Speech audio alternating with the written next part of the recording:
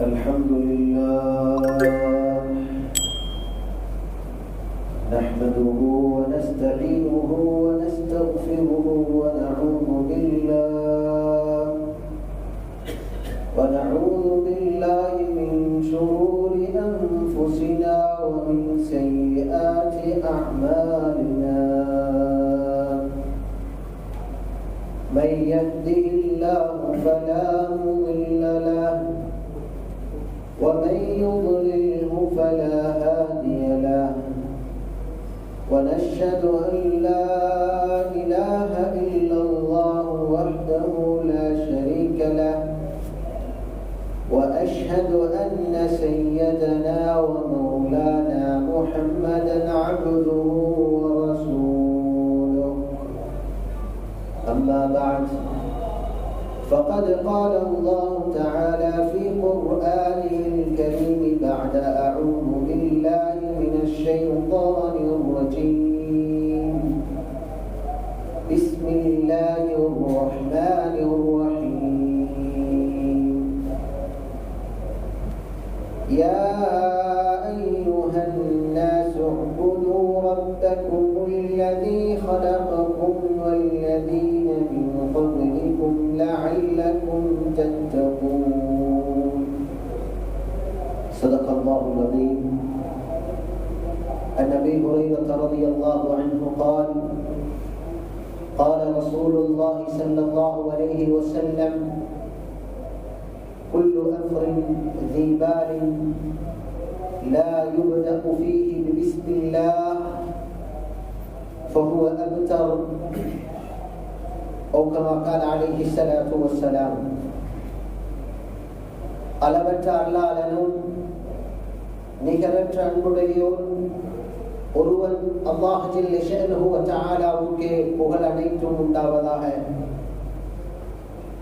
ஈருலக தலைவர் சையதுல் கௌனைன் தாஜுல் மதீனா அன்பு நாயகம் ஸல்லல்லாஹு அலைஹி வஸல்லம் அன்னவர்கள் மீதும் அன்னவர்களது வாழ்க்கை வழிமுறைகளை பின்பற்றியது மாத்திரமல்லாமல் தானும் செயல்படுத்தி பிறரிடமும் அந்த அமானிதத்தை ஒப்படைத்து ஏற்றி வைத்து சென்ற கண்ணியம் மிகுந்த சஹாபாக்கள், தாபிஊன்கள், தாபிஈன்கள், கியாம நாள் வரும் வரை வரக்கூடிய முஸ்லிமான ஆண்கள் பெண்கள் அனைவர் மீதும் அல்லாஹுவின் ஸலாத்தும் அல்லாஹுவின் ஸலாமும் என்றென்றும் உண்டாவதாக.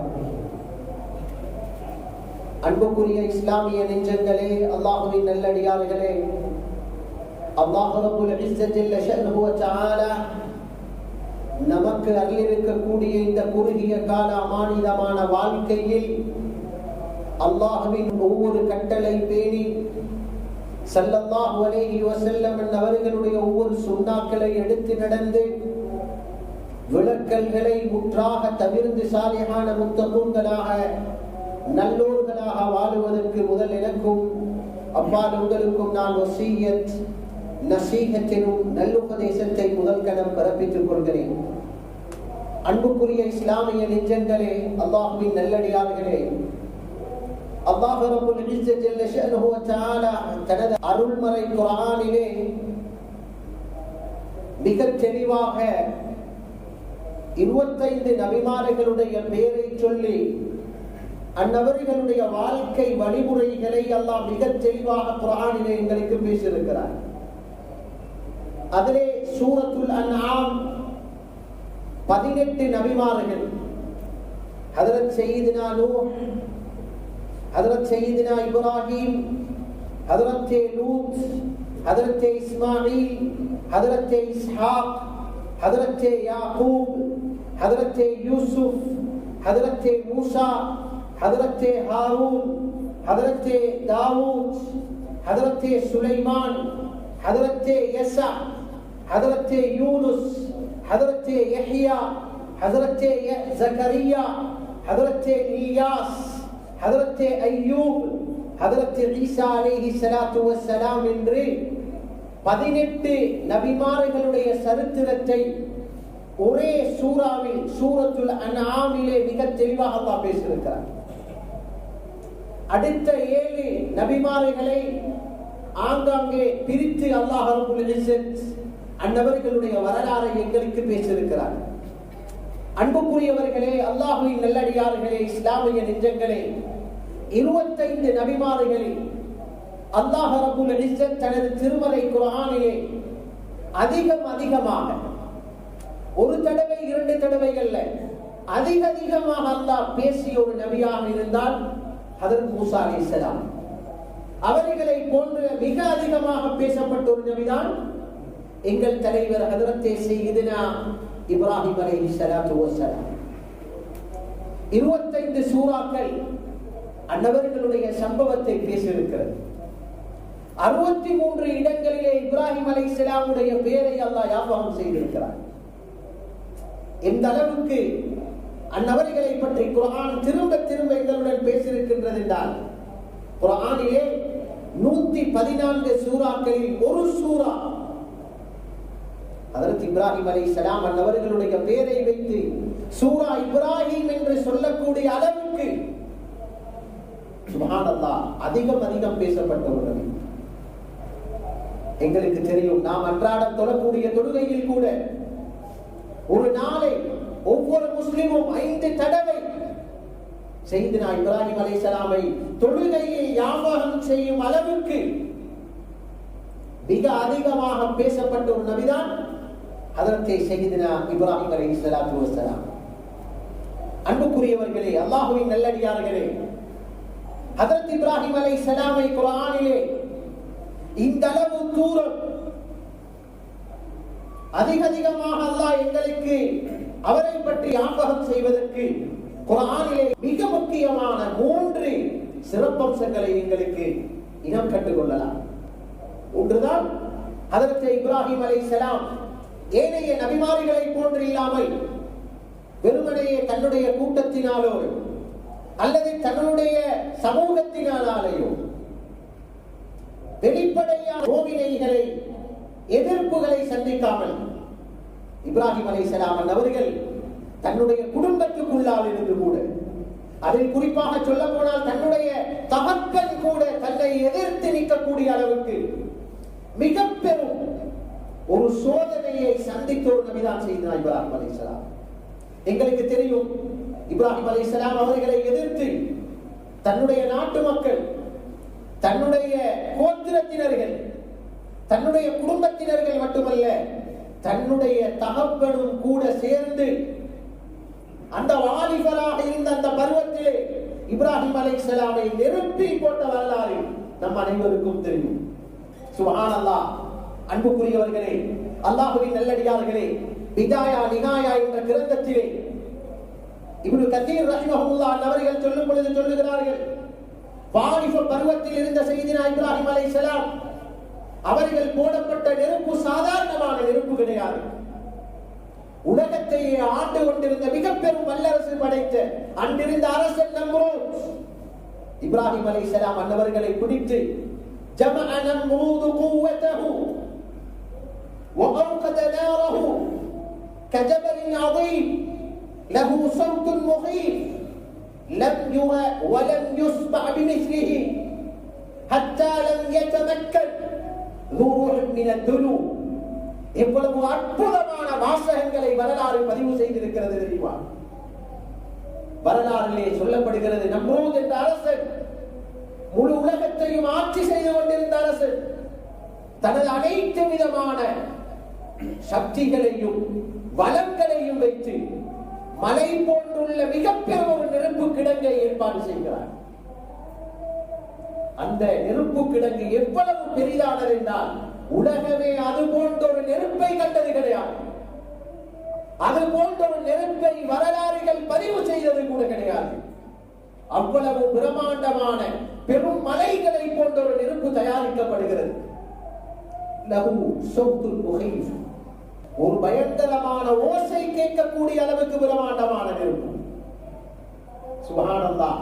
ஒரு சாதாரண வாலிபர் அந்த நெருப்பிலே எரியப்படுவதற்கு தயார் செய்யப்படுகிறார். சொல்லுகிறார்கள் உலமாக்கள்,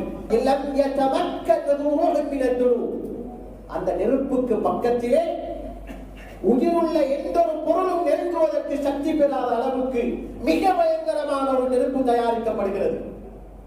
இப்ராஹிம் அலைஹிஸ்ஸலாம் தனி மனிதராக அல்லாஹ்வின் தூதத்துவத்தையும் இஸ்லாத்தையும் சுமந்தவராக இருக்கிறார்கள்.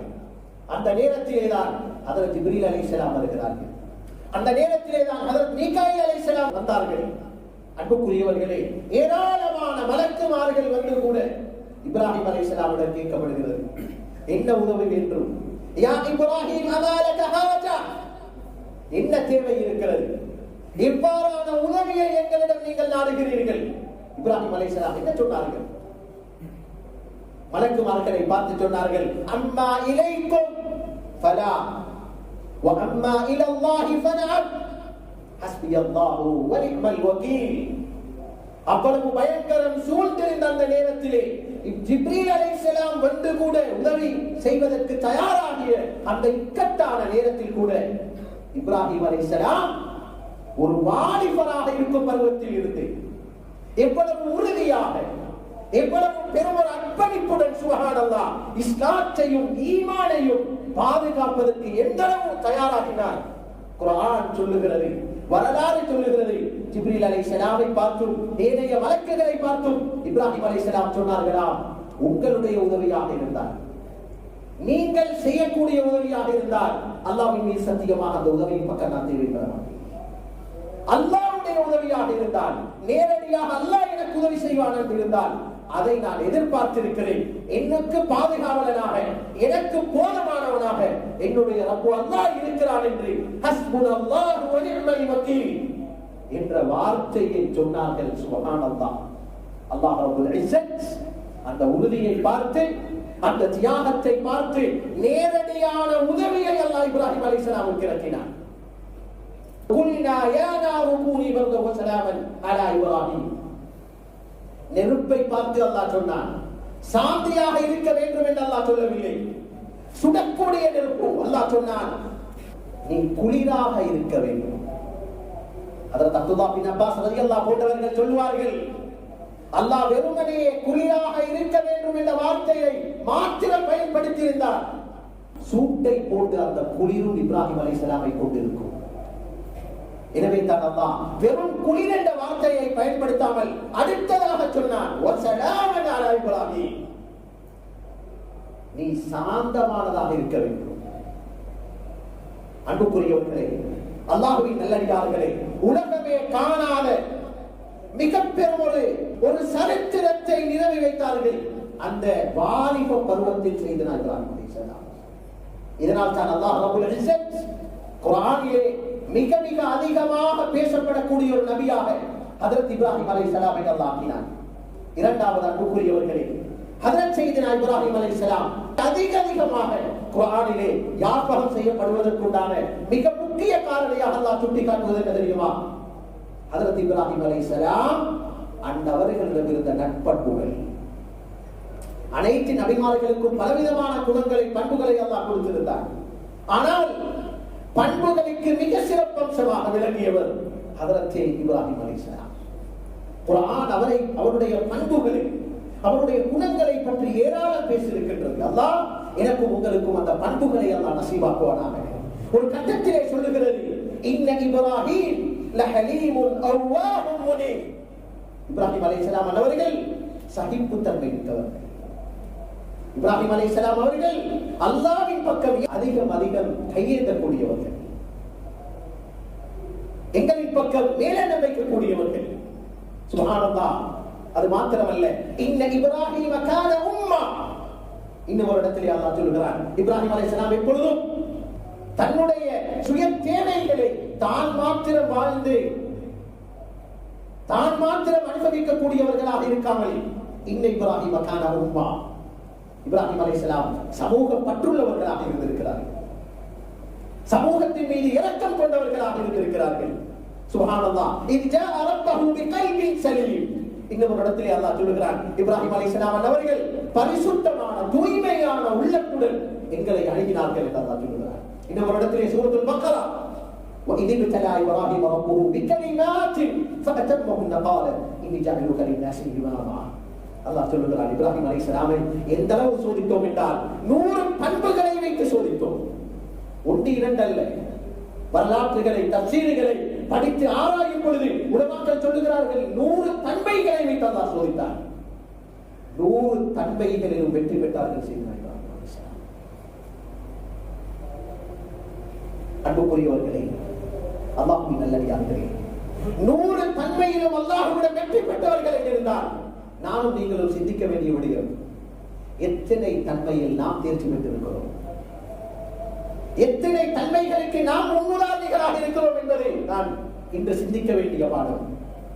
இப்ராஹிம் அலைஹிஸ்ஸலாம் அனைத்து விதமான நட்பண்புகள். சுப்ஹானல்லாஹ், ஒரு இடத்திலே அல்லாஹ் சொல்லுகிறார், இப்ராஹிம் அல்லதி வஃபா. இப்ராஹிம் அலைஹிஸ்ஸலாம் எந்த அளவு பண்பு மிக்கவர்கள் என்றால், நாங்கள் கொடுத்த அந்த வாக்குறுதியை எல்லாம் சரிவர நிறைவேற்றிய ஒரு உத்தரவு. ஏன் எத்தனை சோதனைகள், எத்தனை விதமான கட்டங்களில் அல்லாஹ் அவரை சோதித்தான் தெரியுமா? அல்லாஹ் அக்பர். எங்களுக்கு தெரியும் வரலாறுகள்.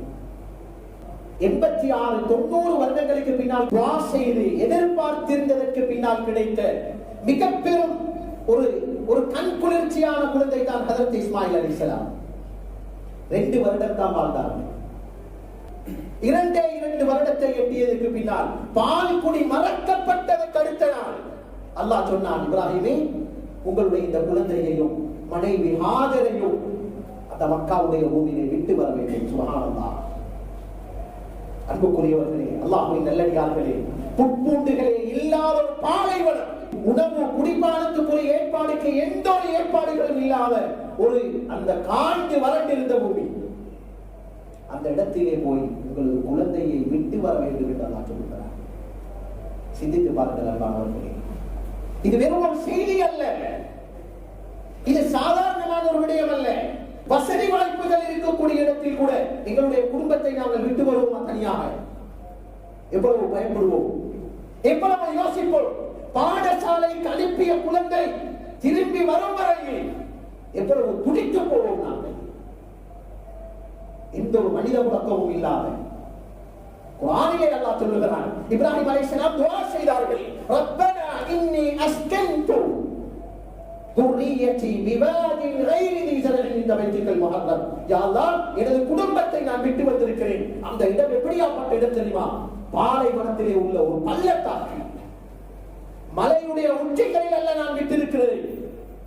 நான் என்னுடைய குடும்பத்தை விட்டு வந்திருப்பது ஒரு பள்ளத்தாக்கு. பள்ளத்தாக்கு என்றாலே மிருகங்களும் ஆபத்துகளும் நிறைந்த இடம்.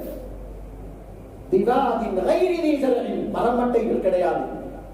வரலாறுகளே சொல்லப்படுகிறது, ஒரு சில பேரீச்ச பழங்களையும் சிறிய ஒரு தண்ணீரில் ஒரு பையையும் தான் கொடுத்து விட்டு வந்தார்கள். சுப்ஹானல்லாஹ். அன்புக்குரியவர்களே, அல்லாஹ்வின் நல்லடியார்களே, அவ்வளவு மிக பெரும் ஒரு சோதனை. குடும்பத்தை இழந்துவிட்டு அங்கே திரும்பி வருகிறார்கள். வரலாறுகள் தெரியும். 10 வருடங்கள், ஒரு நாள் 2 நாள் அல்ல, 2 வயதிலே விட்டு போன குழந்தை மீண்டு வந்ததை பொழுது தெரியுமா? 10 வருடங்களுக்கு பின்னால். சுப்ஹானல்லாஹ், சுப்ஹானல்லாஹ். அன்புக்குரியவர்களே, அல்லாஹ்வின் நல்லடியார்களே, இந்த தியாகம் தான் இப்ராஹிம் அலைஹிஸ்ஸலாம் ஏற்றுக்கொள்ளப்பட்டதற்கு காரணம். 10 வருடங்களுக்கு பின்னால் முதலாக குழந்தையை பார்க்க வருகிறார்கள். ஓடி விளையாடக்கூடிய வயது. இஸ்மாயில் அலைஹிஸ்ஸலாம் 12-13 வயதை எட்டிருக்கிறார்கள். فلما بلغ معه السعي قال يا بني إني أرى في منامي أني أذبحك فانظر ماذا ترى. 10 வருடங்களுக்கு பின்னால் வருகிறார்கள், குழந்தையை பார்க்கிறார்கள். சுப்ஹானல்லாஹ். கண்குளிர்ச்சி, சந்தோஷம், நிலைமைகள் எல்லாம் மாறி சம்சம் தண்ணீருடைய ஏற்பாடை செய்து கொடுத்து அங்கே மக்களுடைய குடியேற்றங்கள் எல்லாம் நடந்து அங்கே செழிப்பாக அந்த குடும்பம் வாழ்ந்து கொண்டிருப்பதை பார்த்து சந்தோஷம் அடைந்தார்கள். சந்தோஷம் அடைந்து குறுகிய காலம் செல்லவில்லை. துல்ஹிஜ்ஜாவுடைய மாதம் பிறை 8 யௌம் தர்வியா கனவிலே காணுகிறார்கள். தன்னுடைய குழந்தையை தான் அறுப்பதாக காணுகிறார்கள். நினைத்தார்கள் இது ஒரு பொய்யான கனவோ என்று கருதி விட்டுவிட்டார்கள்.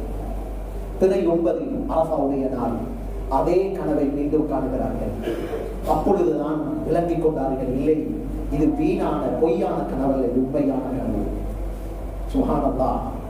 பிறை 9 மகனிடம் வந்து சொல்லுகிறார்கள், யா புனைய இன்னி அரா ஃபில் மனாமி அன்னி அத்பஹுக். எவ்வளவு பெரும் ஆச்சரியம் தெரியுமா? இப்ராஹிம் அலைஹிஸ்ஸலாம் முதலாக சந்தித்த அந்த ஓடி விளையாடக்கூடிய 13 வயதை எட்டிய குழந்தையை பார்த்து சொல்லுகிறார்கள், மகனே, நான் ஒரு கனவு கண்டிருக்கிறேன். அந்த கனவிலே நீ கொல்லப்படுவதாக நான் காணவில்லை. கொல்லப்படுவது என்பதை பொறுத்துக் கொள்ளலாம். சொல்ல போனால் தான் உன்னை கொல்லுவதாக இருந்தால் ஒரு மலையில் இருந்து தள்ளி, ஒரு உச்சி மலையில் இருந்து தள்ளி விடுவதோ, அல்லது ஒரு காற்று வந்து உன்னை எடுத்து போவதோ, அல்லது ஒரு நெருப்பு வந்து உன்னை சூறையாடி கொண்டு போவதோ, இதெல்லாம் எனக்கு சிறிய ஒரு வழி. ஆனால் அவ்வாறு நான் உன்னை காணவில்லை.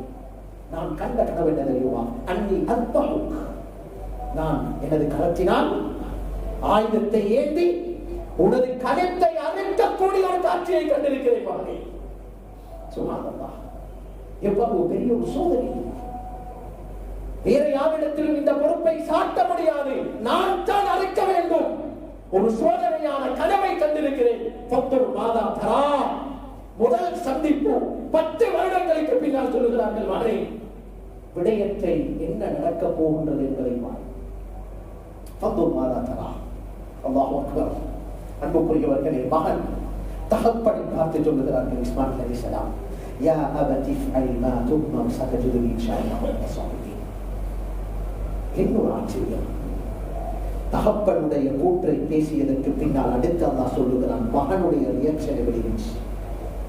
மகன் சொல்லுகிறான், என்னுடைய மௌத்துடைய செய்தியை எடுத்து வந்திருக்கக்கூடிய அந்த தகப்பனை பார்த்து மகன் சொன்ன வார்த்தை என்ன தெரியுமா? வாப்பா என்று சொல்லல, சொன்னார்கள், யா அபதி ஃஅல், எனது அன்பு தந்தையே என்றார். அவ்வளவு பெரும் ஆபத்து நிறைந்த செய்தியை எடுத்து வந்து கூட தகப்பனை மதித்த அந்த அன்புக்குரிய வார்த்தையை பாருங்கள். சுப்ஹானல்லாஹ். அன்பு தகப்பனை, இஃப்அல் மா து'மர், எது ஏவப்பட்டிருக்கின்றதோ அதை நீங்கள் செய்யுங்கள். சதஜிதுனி இன்ஷாஅல்லாஹ் மினஸ் ஸாபிரீன். எவ்வளவு அற்புதமான வார்த்தை தெரியுமா? சொன்னார்கள், இன்ஷா அல்லாஹ், அல்லாஹ்வின் உதவியை நான் எதிர்பார்க்கிறேன். நீங்கள் கண்டது போன்று நடக்கும் இன்ஷா அல்லாஹ். நீங்கள் சொல்லுவதை போன்று சரித்திரம் மாறும் இன்ஷா அல்லாஹ். மகனுடைய உறுதியை கண்ட ஹஜ்ரத் இப்ராஹிம் அலைஹிஸ்ஸலாம் சந்தோஷம் அடைந்து பிறை 10 யோமுன் நஹர் மகனை அறுப்பதற்கு முன்னாகிறார்கள். அறுக்கும் பொழுது கூட அமர வைத்து அறுக்கவில்லை. அன்புக்குரியவர்களே, சாய வைத்து அறுக்கவில்லை. முகம் குப்பர படுக்க வைத்து அவருடைய முதுகுக்கு மேலால் தனது வலது காலை வைத்து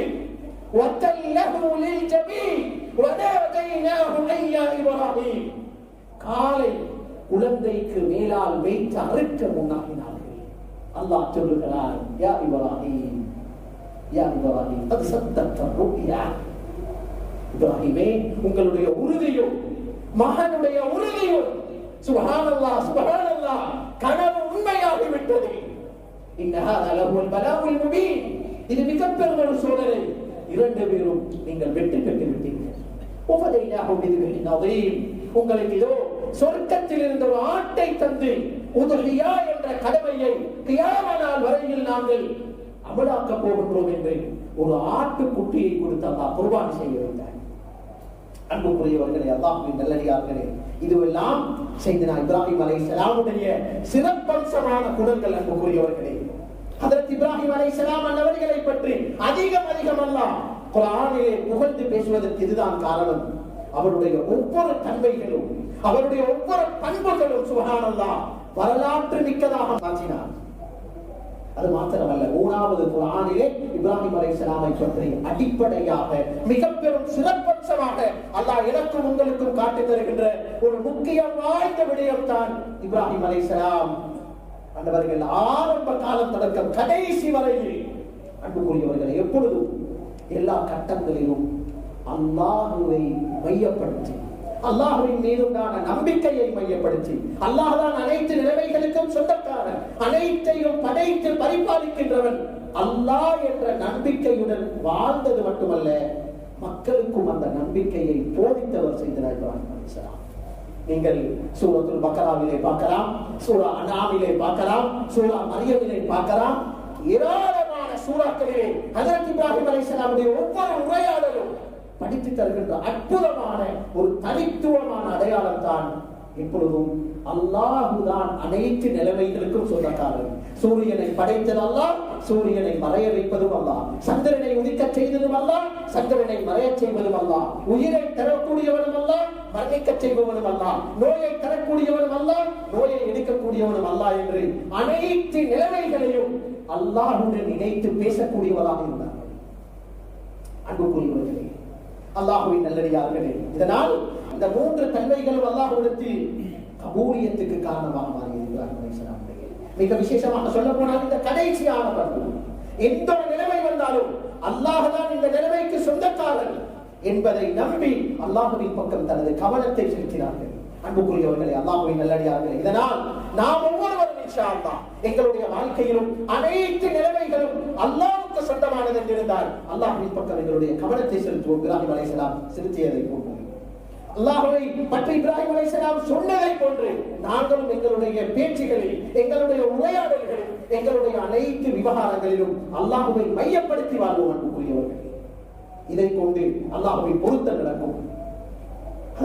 ஹஜ்ரத் அலி இப்னு அபீ தாலிப் ரலியல்லாஹு அன்ஹு சொல்வார்கள், மா ரஅய்னா ஷைஅன் இல்லா ரஅய்துல்லாஹ qiblahum. நாங்கள் எந்த ஒரு விடயத்தை சிந்தித்தாலும், எந்த ஒரு விடயத்தை நாங்கள் பார்த்தாலும் அல்லாஹ்தான் அதை படைத்தவன், அல்லாஹ்தான் அந்த நிலைமைக்கு சொந்தக்காரன் என்றே தவிர எந்த ஒரு விடயத்தையும் நாங்கள் பேச மாட்டோம். எந்த ஒரு விடயத்தின் பக்கமும் நாங்கள் கவனம் செலுத்த மாட்டோம். அல்லாஹ்வை மையப்படுத்திதான் அனைத்து நிலைமைகளின் பக்கம் கவனம் செலுத்துவோம் என்று அலி இப்னு அபீ தாலிப் ரலியல்லாஹு அன்ஹு சொல்வார்கள். ஆக மேலானவர்களே, அன்புக்குரியவர்களே, அல்லாஹ்வின் நல்லடியார்களே, அல்லாஹ்வுடைய சிந்தனையுடன், அல்லாஹ்வுடைய நம்பிக்கையுடன் வாழுவது ஒரு பிரகாசம், அது ஒரு பரக்கத். ஆக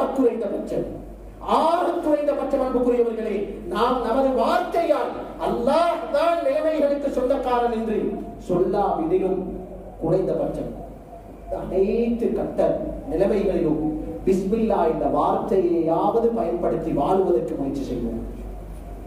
குர்ஆனுடைய முதல் வசனம் பிஸ்மில்லா. 114 சூறாக்களுடைய முதல் ஆயத் பிஸ்மில்லா. உலமாக்கள் சொல்லுவார்கள், பிஸ்மில்லாவை போன்று பரக்கத்தான ஒரு வசனம் குர்ஆனில் ஒன்றுமே கிடையாது.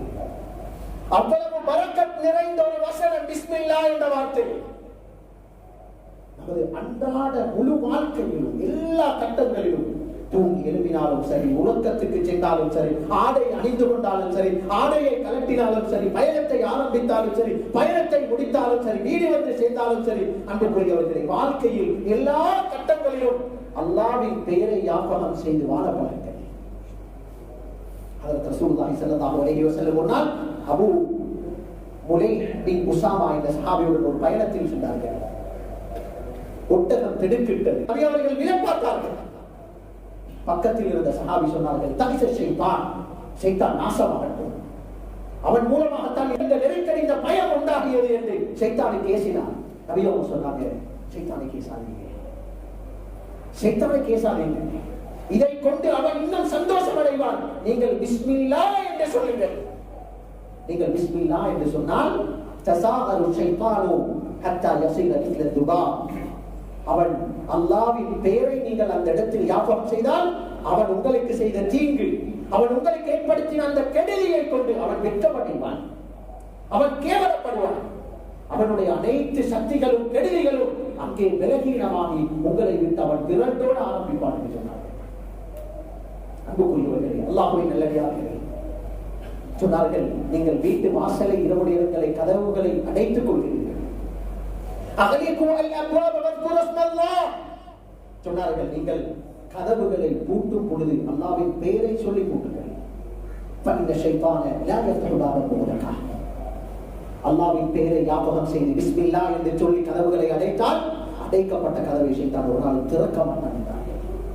இரவு நேரங்களிலே தான் பாவம் அதிகமாக நடக்கிறது. ஆபத்துகள் இரவு நேரத்தில் தான் அதிகமாக நடக்கிறது. அன்புக்குரியவர்களே, ஷைத்தான் வராமல் நாங்கள் கதவை பூட்டி விட்டோம் என்றால் அங்கே பாவம் நடக்க மாட்டாது.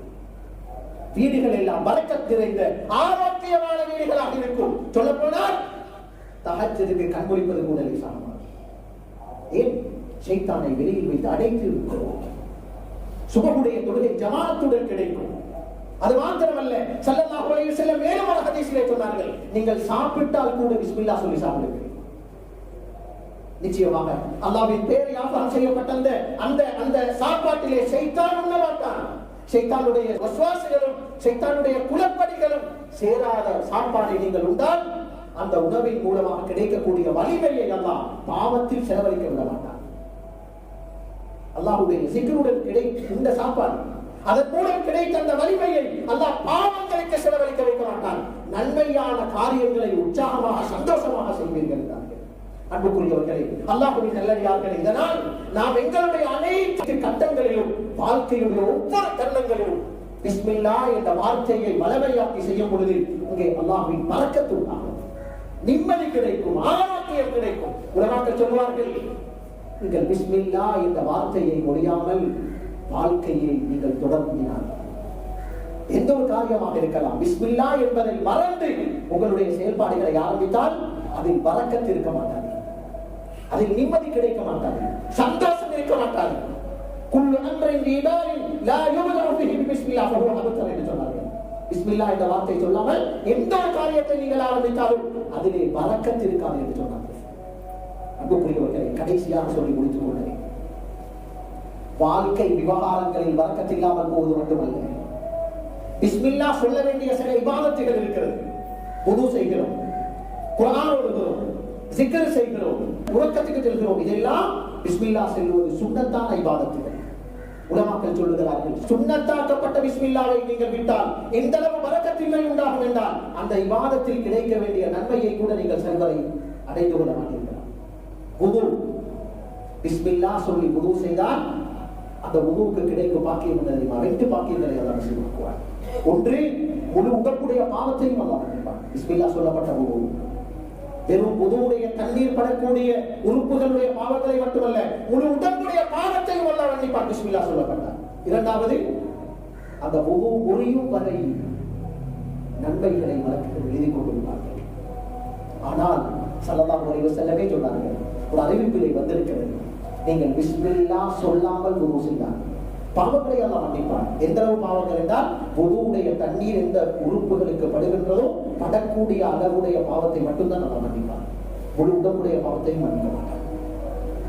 அன்புக்குரியவர்களே, அல்லாஹ்வின் நல்லடியார்களே, செய்யக்கூடிய அமல்களுடைய நன்மை கூட குறைந்த அளவு கிடைப்பதற்கு காரணமாக அமையும் பிஸ்மில்லாஹை விடுவதென்று இருந்தால், நாம் எங்களுடைய வாழ்க்கையில் செய்தனா இப்ராஹிம் அலைஹிஸ்ஸலாம் அன்னவர்களை மையப்படுத்தி அன்னவர்களுடைய தியாக உணர்வு, அன்னவர்களுடைய நற்பண்புகள், அதில் மிக விசேஷம் அவர்கள் எல்லா கட்டங்களிலும் அல்லாஹ்வை மையப்படுத்தி அல்லாஹ்வை அடிப்படையாக்கி வாழ்ந்தது போன்று நாமும் நமது வாழ்க்கையை அமைப்போம் என்றிருந்தால் சரித்திரம் படைத்த வாழ்க்கையாக, பரக்கத் நிறைந்த வாழ்க்கையாக வாழ்ந்து இன்ஷா அல்லாஹ் அல்லாஹ்வின் பொருத்தத்தை அடையலாம். அல்லாஹ் ரப்பல் இஸ்ஸத் எனக்கும் உங்களுக்கும் அவனுடைய பொருத்தத்தையும் மன்னிப்பையும் அல்லாஹ் நசீபாக்குவானாக, ஈமானையும் ஹிதாயத்தையும் அல்லாஹ் நசீபாக்குவானாக. பேசிய ஒவ்வொரு விடயங்களையும் இஹ்லாஸுடன் அமல் செய்து முத்தகீன்களாக வாழ்வதற்கு தௌஃபீக் செய்வாயாக. ரப்பே ரஹ்மானே, அன்புக்குரியவனே, உலகளாவிய நிலைமையை சீராக்கி தருவாயாக. அன்புக்குரியவனே, கிருபையாளனே, தொழுகையில் ஈடுதலை நசீபாக்குவாயாக, பக்குவத்தை நசீபாக்குவாயாக. அன்புக்குரியவனே, உலகளாவிய நெருக்கடியான இந்த நிலைமைகளை நீக்கி உலகளாவிய உம்மத்துக்கு அல்லாஹ் அமைதியையும் ஈடேற்றத்தையும் சுபீட்சத்தையும் உண்டாக்கி வைப்பாயாக, ஐக்கியத்தை உருவாக்குவாயாக. வஆஹிரு தஅவானா அல்ஹம்துலில்லாஹி ரப்பில் ஆலமீன்.